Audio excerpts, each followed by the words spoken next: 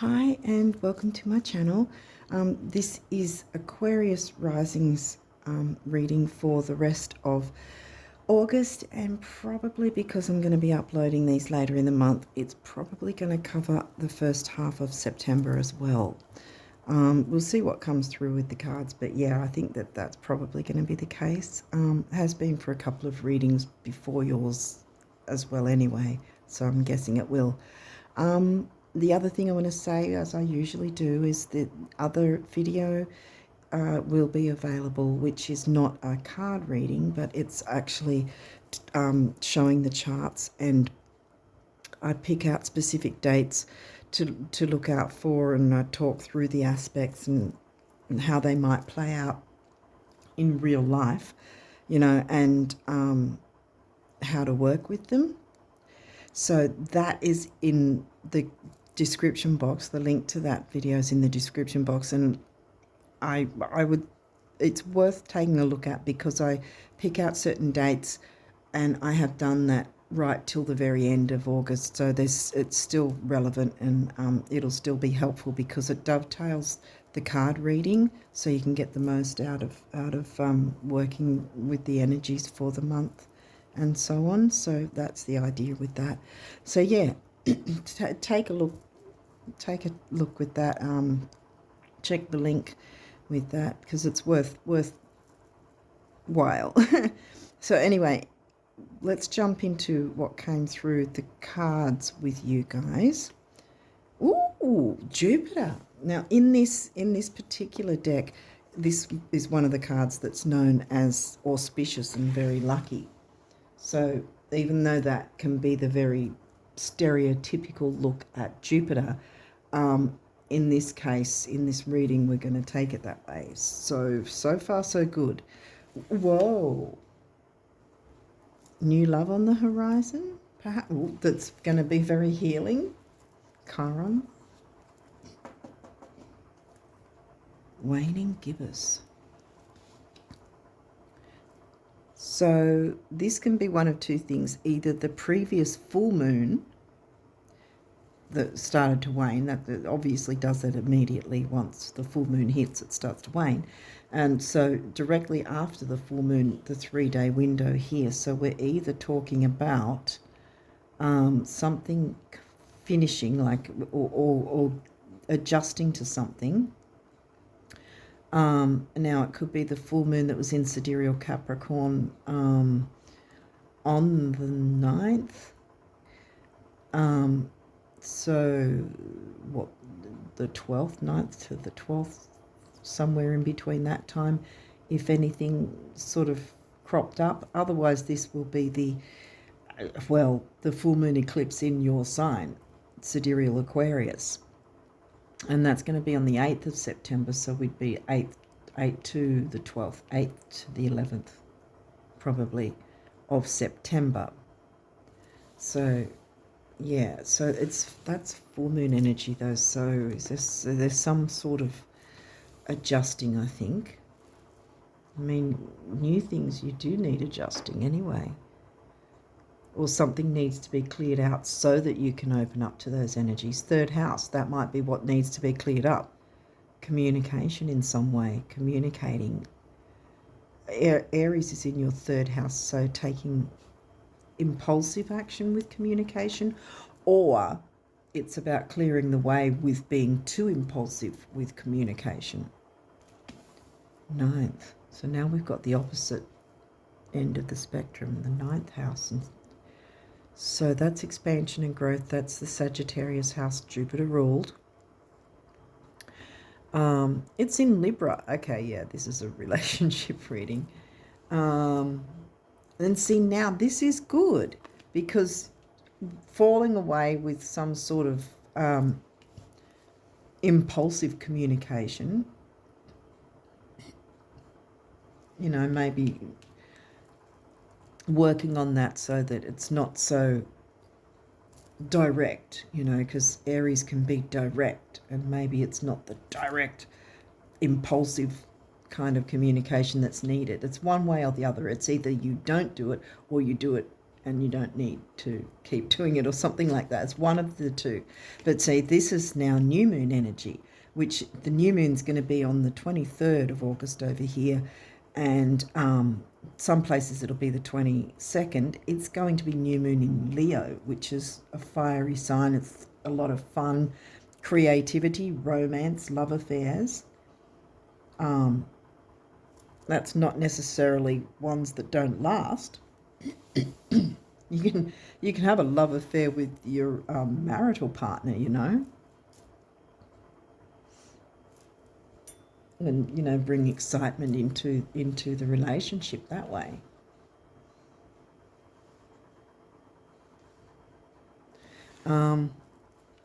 Definitely it's a relationship reading though. Let's see what else there is. Yeah. Okay. And this was the only card from this deck too. 7th house in Leo. Oh. Yeah. New moon in Leo. 7th house in Leo. Injecting fun into the relationship, or having a fun, new, exciting relationship, expansive, the area of your life. This area of your life is about long-term significant partners, romantic, business, or family. I've got the romantic vibe here though, but take it as it resonates. Scorpio, the animal. Dare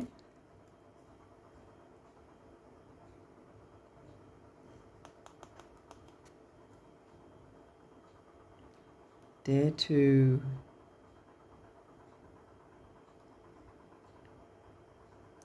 bring some fun into a relationship, or dare to be a bit fun and like the animal in terms of not being so predictable kind of thing, in perhaps if you're dating, or a relationship. 4th house, roots.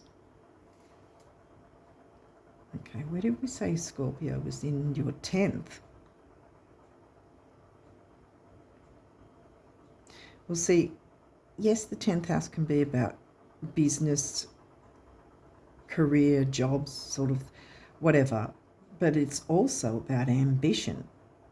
And I'm getting more ambition, being ambitious about a romantic relationship, or looking at relationships again, dating again, that sort of thing. Venus love. Okay, Venus has come through twice. And look, there's healing taking place here. So this is a good thing. Pisces, the mystic.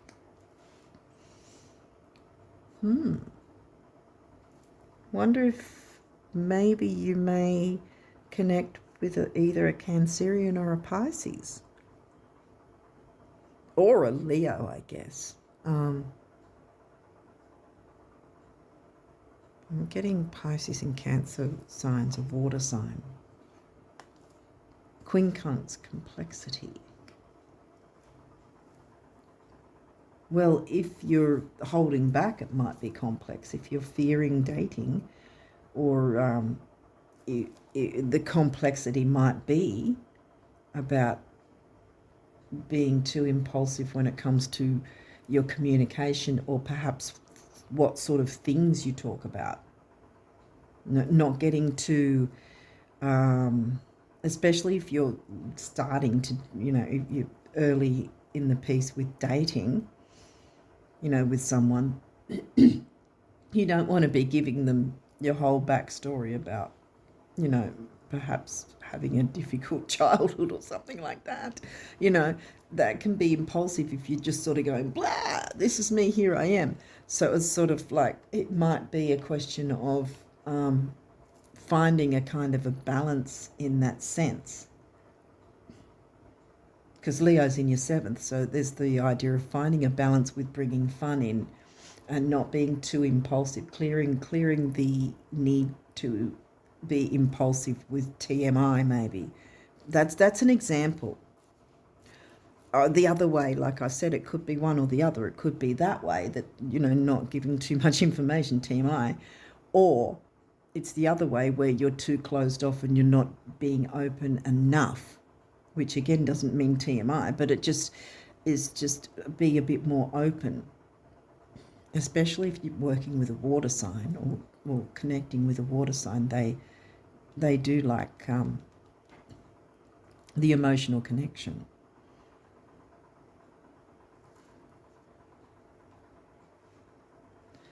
Okay, so these may or may not have reversals. Let's see what's come through with those.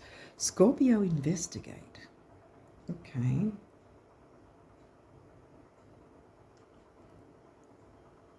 Scorpio's in your 10th again.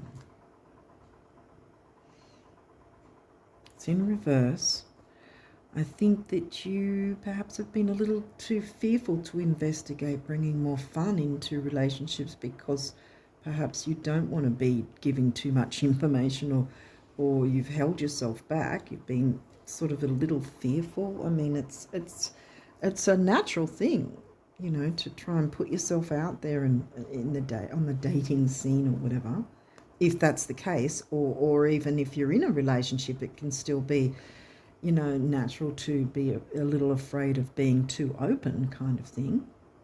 So there's finding that balance. Like I said, Leo's in your 7th, and the Leo new moon is what, you know, and that's the 3-day window there. I think I mentioned that you'd be looking at what, from the 22nd to the 26th roundabout. So what's this? Look, Jupiter again, and it's upright. Abundance. I mean, this could be abundance in terms of items and money, but I'm getting the relationship side of it, but it could be both relationships and finances working in your favour. This is what you want. You want this in reverse. No more tension, no more confrontation, no more difficulty with relationships. Abundance in relationships, abundant affection, abundant healing. The descendant, invitation, inviting you. The Leo moon is inviting you to work with this energy, to be open to new relationships. 6th house, sustainability, because that can't be sustained anymore, that's for sure. That's what I'm getting straight up. What's in your 6th? Cancer. We've got the Cancer house. That's Taurus there. So there again, Venus ruled Taurus. Venus rules Libra as well, which 7th house is the Libra themes, covered, of course, by Leo for you guys.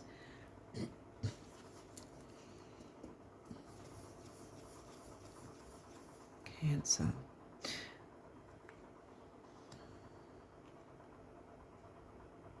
Sustainability. I think this is not being over emotional.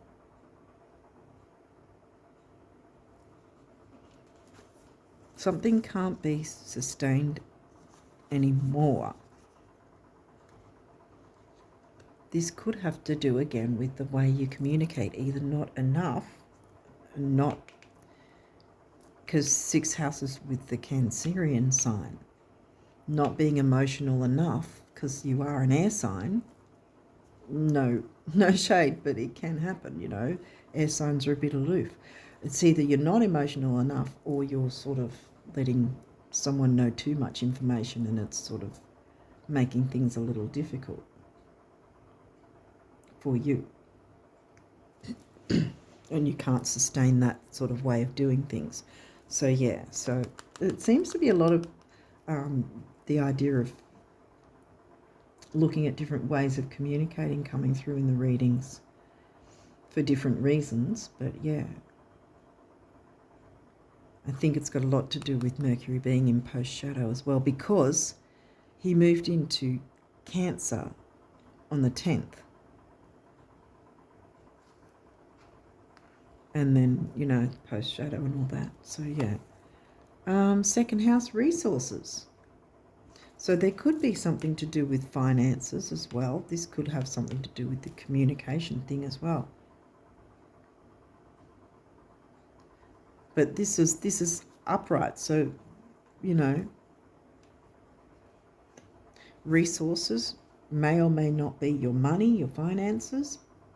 But I think there's going to be abundance in that anyway. If you haven't got it, it will be coming in.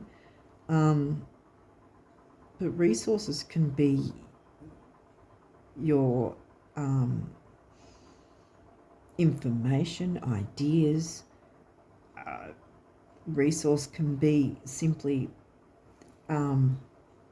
your time or making an effort emotionally, you know.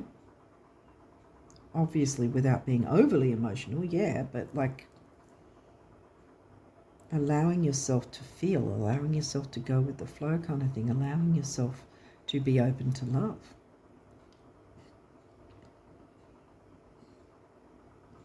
Because it's inviting you here. 7th house in Leo is inviting you. That's your descendant.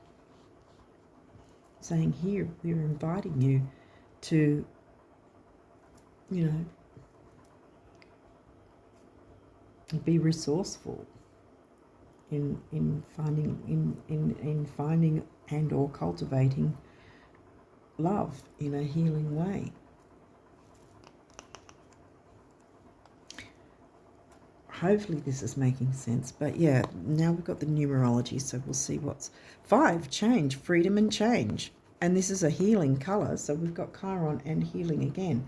So it's some sort of relationship healing, whether or not it's that you're single and you've been holding off from dating because of, you know, perhaps the communication has been not so great.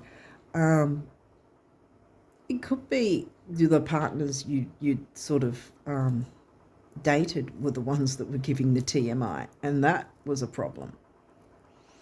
So finding the balance there. Effort, yes, it's going to take effort, of course it is. And you've got your solar plexus there, personal power, self-worth, ambition. Like I said, ambition doesn't always have to be, was it that 10th house? Yeah, I think so. Yeah, 10th house. It doesn't always have to be about work and business and that. It can be ambitious about something, you know. And then you've got your base chakra, which is your grounding, stability, security, personal power and communication, youth, newness, activity. 1 and 3 is 4, the number of the builder, building relationships that perhaps are lasting, which really we all should strive for anyway, lasting, healthy relationships.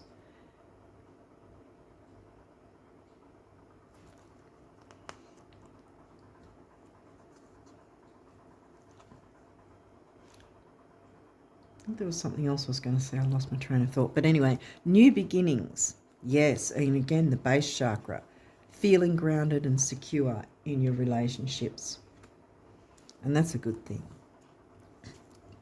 Abundance. Boom. See? Abundance twice. Jupiter. Abundance. Jupiter came here twice and abundance came through twice. Heart chakra colour. There we go. And when I see the master numbers, I always feel that at least one other person is going to benefit by you working through these energies or with these energies, including yourself. You know, so it's the Libra house, the Libra thing, win-win all round. 8 is money, stability and security, so there may be some sort of thing to do with money, which I think there'll be some sort of, maybe there's some sort of connection with money and a relationship and healing that. 2 8s come to a 7, which is the mind and creativity. Did we not touch on creativity a bit before? Somewhere? I think we did. Well, yeah, because Leo's about creativity and romance, yeah. Self-love, yeah. Well, you can't jump into a new relationship if you don't love yourself. So, yes, that's important. And then we've got the base chakra, again, the grounding and stability, and grounding with your throat chakra and communicating. 6, temporary opportunity, focus, detail, and dignity. 1, personal power. 1's come through 3 times already now. Personal power. And then 6 and 1 is 7, again, mind and creativity. So now the abundance messages from the universe. We'll see what they say for you. I said yes when you first thought of it, now when you first asked, and hallelujah, so be it, coming right up when you first gave thanks in advance, believing in you, the universe. Yeah, abundance is coming, guys, and I think it's covering both money and relationships, which is awesome. Psst, it's me again, the universe. You deserve more, much more. Try this. Stop trying to predict and therefore limit where it's going to come from. Just know it's going to come and let me figure out the rest. Coolio, the universe. Universe has got a bit of an attitude. Here's what I ask folks who aspire to being fabulously rich. Couldn't you just pretend you're a multi-millionaire, right after you're done pretending you're not? It's all pretend, the universe, yeah. So if there has been some sort of hold back, whether it's financial reasons that you've held back or whether it's been some sort of communication on your side or the side of the people that you've dated, time to change the patterns and have new beginnings and lots of abundance as a result. Thinking different thoughts than you have ever thought before is the only path to answers, healing, new genes, or anything that glitters. And you know how good you look in new genes, the universe. Okay.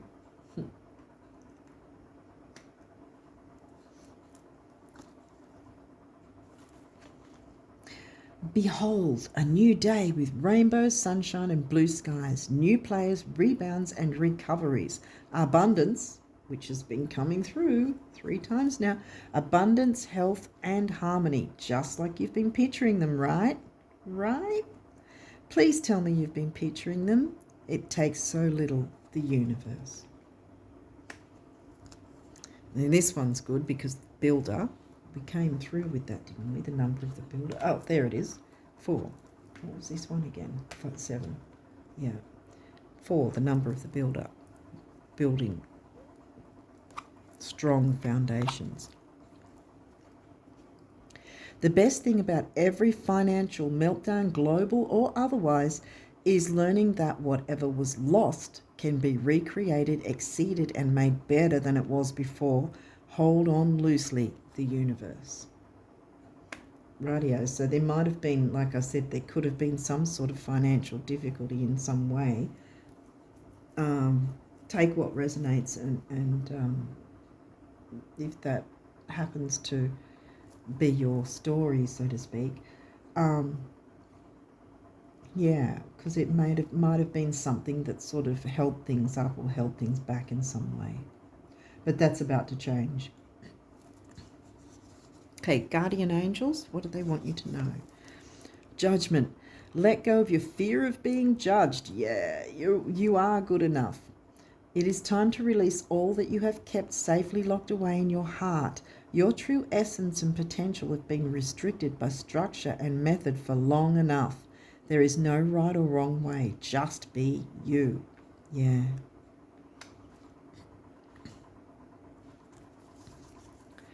Jewel. Every event in life presents us with a new opportunity to experience ever greater love. There is a jewel to be found within every teardrop. Trust, we, your angels, are guiding the current events. This is a time in which you and those close to you will emerge strengthened by ever greater bonds of love. Trust, there is nothing to fear, there is only love.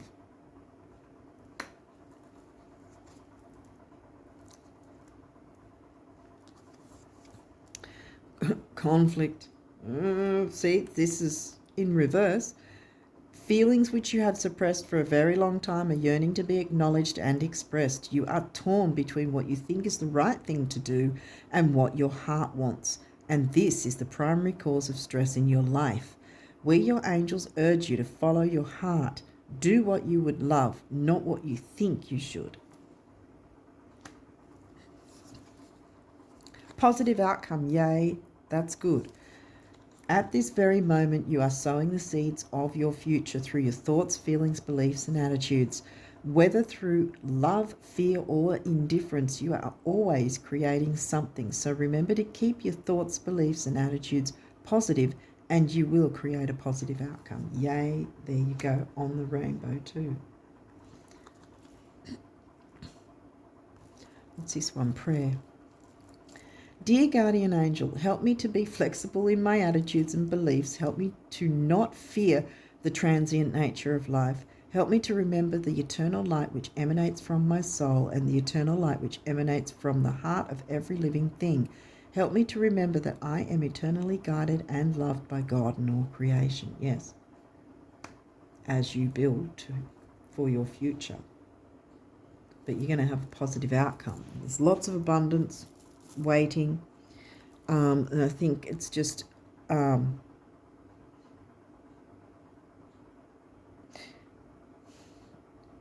focusing on injecting fun into your interactions in regards to romance.